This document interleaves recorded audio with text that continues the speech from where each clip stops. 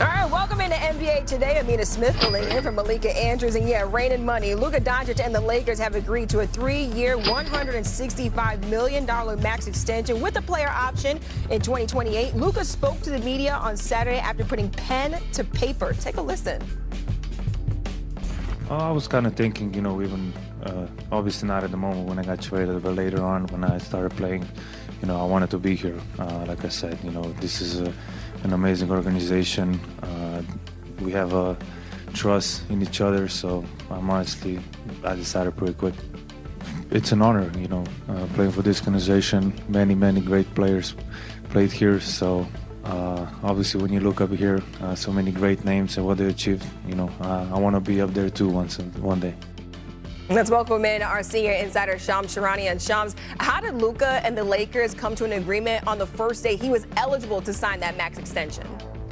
It starts with Luka Doncic himself committing and finishing really this coronation of him as a franchise player for the Los Angeles Lakers moving forward 6 months to the day that he was traded in arguably the most stunning sports deal ever. And listen, Lakers general manager Rob Pelinka, Luka Doncic's agent Bill Duffy, they've met and spoke on Saturday morning, but this is a pretty quick negotiation. It's been emotional last half year for Luka Doncic ever since that trade to the Lakers from Dallas. And what we've seen from Jeannie Buss, Rob Pelinka, then Mark Walter, the new owner there in LA, is building that relationship with Luka Doncic and his inner circle, a close rapport there. And he could have been a free agent next summer, but he commits to this 3-year, $165 million deal. And the question is, why the 3 years? And it's because this summer, he was in line for a $345 million Supermax deal if he was still a Dallas Maverick.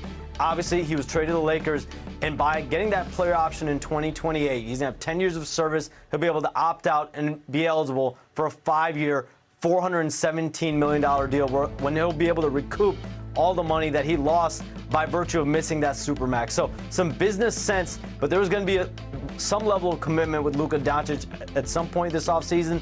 3 years, 165. Look, all I hear is a lot of M's and also just a new dawn here in LA. Shams with the latest. Don't go too far. The Luka extension has been a key point for the Lakers this offseason, and now they have him locked in through the 2028-29 season, which is a player option. Now with Luka in LA for the foreseeable future, here he is on his mindset after the new deal. Yeah, honestly, I think we have a great team. We have what we need to compete for the championship. I'll bring what I already brought. Try to win every game, no matter what. And we got some new great guys being on the team, and we're gonna go for it. All right, now welcome in our two senior writers, Ramona Shelburne and Mark Spears. Ramona, you can hear the urgency in Luka Doncic's voice right there. What's your biggest takeaway from this extension? This feels like Luka Doncic's team now. Like, he isn't just the guy that got traded to the Lakers. He isn't the guy who is figuring out what the heck happened and why Dallas traded him. He is the face of the Lakers now, and he was embracing it. Like, he chose them. And I think this was a remarkable job of relationship building over the last 6 months by the Lakers. You have to remember, this man went through an ownership change in Dallas. Mark Cuban sold the team, and everybody in the thought was nothing was going to change there either. And oh, guess what? Everything changed. Yeah. Mark Cuban was not running the Dallas Mavericks very quickly soon thereafter. And so I wouldn't blame him for having trust issues. Okay, like, the Lakers have been sold now, or they're going to be sold to Mark Walter, and Jeannie Buss is transferring power to Mark Walter over the course of a 5-year period or so.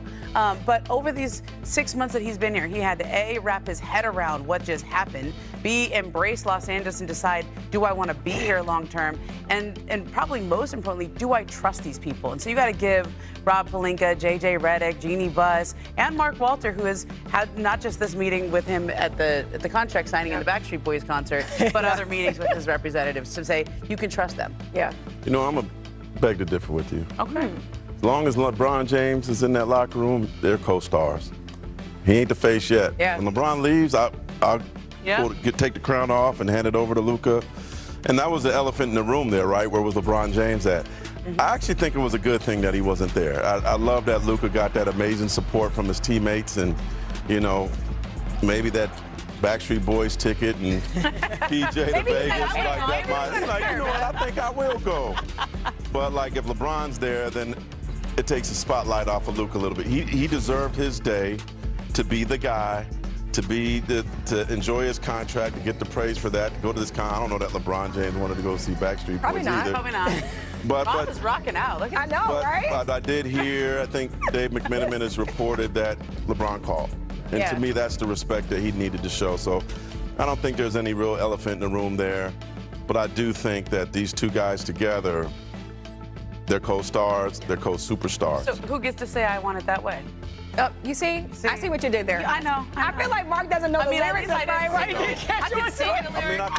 think, tell me why. Is that the Wow, song? wow. We got you singing. That's like the too? only song that I That's know. it. That's all he when, knows. when LeBron James, if LeBron wanted to be there, he would be there. I have been to many Laker press conferences where He wasn't at his son's first preseason game. Okay, He but was when- with Bad Bunny in Puerto Rico. Now, Bad Bunny, though. You remember when Yeah. Frank Vogel was hired? It was after the summer where Magic had But quit. why? And they But tried why was to, he there? Because he wanted to show support. Why? Because it was his team. But there was drama going on, right? Yeah, because Magic had stepped down. Yeah. And then they went through a very strange coaching search where they didn't hire his guy Tyronn Lue. Yeah. And they ended up with Frank Vogel and LeBron, and there had been things that had been uncomfortable Yeah. between the sides. And LeBron very clearly showed up, and he was wearing like a neon pink hat at that Okay, press make conference. sure you Like, hey, saw by him. the way, I'm here. Yeah. And I'm showing my But support. with his drama with the team right now, I think it would have taken away from Luka's press conference if he was there. Yeah, you're probably right. I think he made the right decision. I feel like you win and you lose in both situations. he It doesn't- can't- you yeah, lose and lose because in of both who he is, situations. right? Yeah, because of who LeBron is, it doesn't even matter. If he Yeah. shows up, it could be a bad thing because he's trying to, take the spotlight. Or if he doesn't show up, Yeah. it's a bad thing now because now you're not supporting Luka Doncic. So I guess it's a lose-lose situation. But the fact that he for LeBron called- anyway.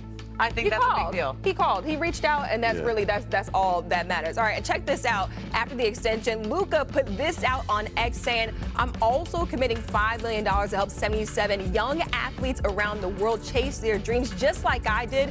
Basketball gave me everything, and I'm lucky to be able to give back and help the next generation." Great to see Luka giving back and setting up the next generation of ballers. And speaking of extensions, we've got some breaking news here on NBA Today. Shams Charania back here with us, and Shams, what can you tell us about another extension out in San Antonio? I mean, a Spurs star, De'Aaron Fox, has reached agreement on a 4-year, $229 million max contract extension with the Spurs. That keeps him in San Antonio through the 2029-30 NBA season. This is a signing that will occur later on Monday. And De'Aaron Fox and his rep, Rich Paul, navigated a trade to his preferred destination, the only place he wanted to be, San Antonio. Back in February, he wanted to be a Spur. He got there, he got his wish, and now months later, he gets the full max contract. And this is after the Spurs already drafted Dylan Harper, have the reigning Rookie of the Year as well, and Stephon Castle. So that backcourt is loaded. So now he's going to have no state taxes as well with this extension compared to his old California residence. But for Stop De'Aaron hating on Fox, Cali. him, Stop hating on Victor Cali, man. Wembanyama, him and Victor taxes in Wembanyama Chicago. have developed a very close relationship. And, overall, I think for the Spurs, this is something that they wanted to make sure they got done early this offseason. Yeah, Spurs making sure they made that move early. Shams catching a straight right there for taking a shot at California. Shams, thanks so much for that. They pay a lot of tax where Sean lives, too. Yeah, that is Lives true in too. Chicago. And now you have, this Spurs team last season, they really underachieved. They lost Wemby to the blood clot, then also finished under 500.